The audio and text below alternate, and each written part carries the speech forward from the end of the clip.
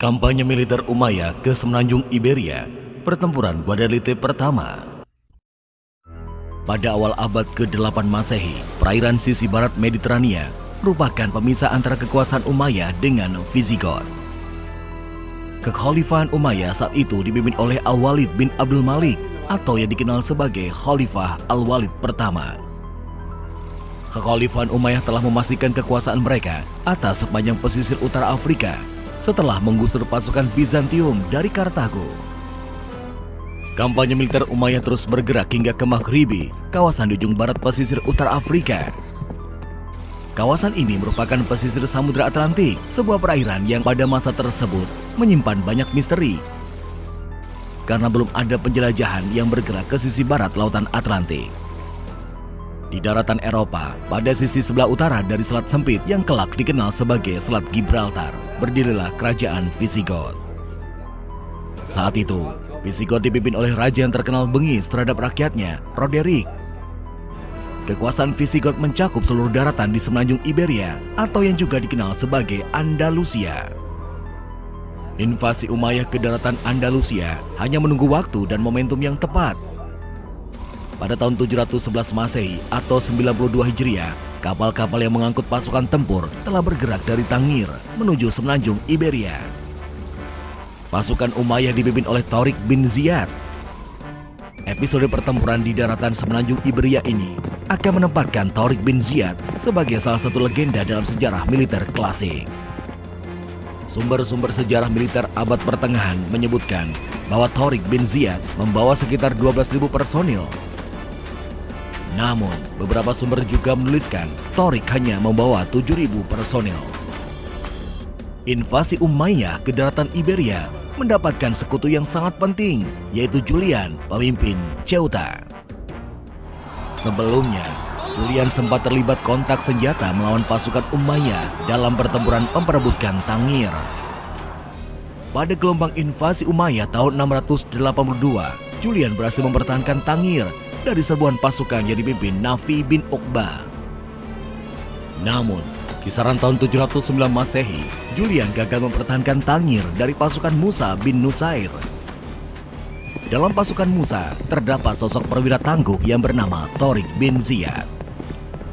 Pasca kemenangan atas pasukan Julian, Tariq bin Ziyad diangkat sebagai gubernur Tangir, sedangkan Musa bin Nusair kembali ke Kairouan. Roderick bukanlah jenis pemimpin yang populer di mata rakyatnya. Sejak berkuasa, Roderick telah mendatangkan mimpi buruk bagi kehidupan rakyat Visigoth. Mendaratnya pasukan Tariq di pesisir selatan Visigoth sempat diabaikan oleh Roderick. Dia mengira pasukan tersebut hanya gangguan kecil yang tidak akan berlangsung lama. Dari pesisir selatan Visigoth, Tariq membawa pasukannya menuju Tarifa.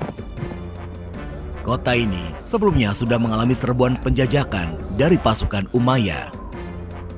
Pertahanan kota tersebut masih terlalu mudah dijatuhkan. Pasukan Tariq tidak mendapatkan perlawanan berarti di Tarifa. Dari Tarifa, pasukan Tariq bergerak menuju Algeciras.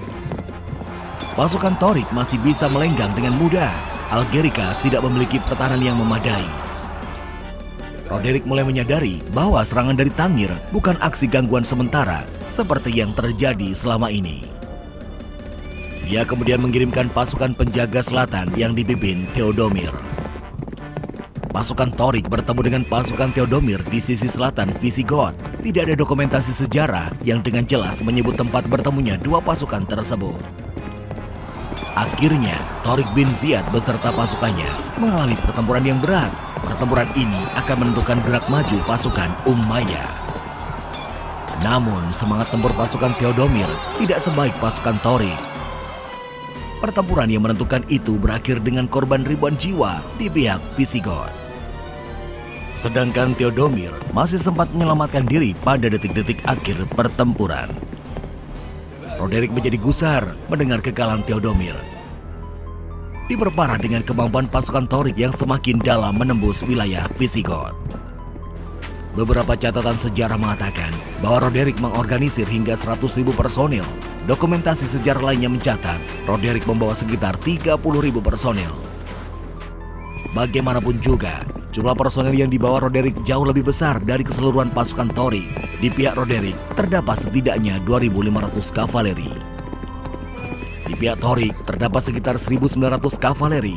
Beberapa dokumentasi sejarah lainnya menyebutkan bahwa keseluruhan pasukan yang dibawa Torik ke Iberia adalah unit kavaleri. Pada kisaran November 711 Masehi, kedua pasukan bertemu di tepian sungai Guadalete.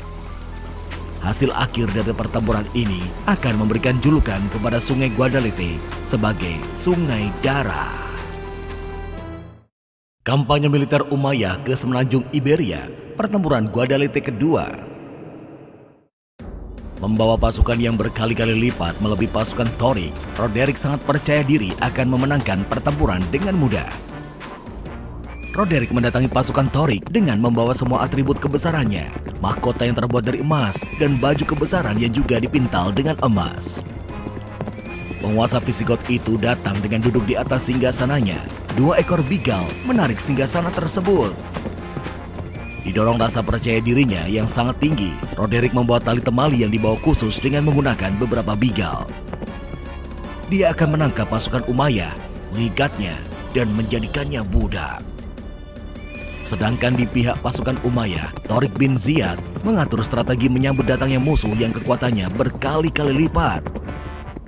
Beberapa dokumentasi sejarah menyebutkan bahwa Torik bin Ziyad hanya memiliki 7.000 personil. Menjelang pertempuran Guadalete, Torik meminta tambahan pasukan kepada Musa bin Nusair.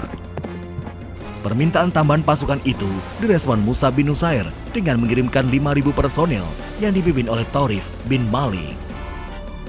Setelah bantuan dari Tangir datang, Torik mencari lokasi yang strategis untuk pertempuran.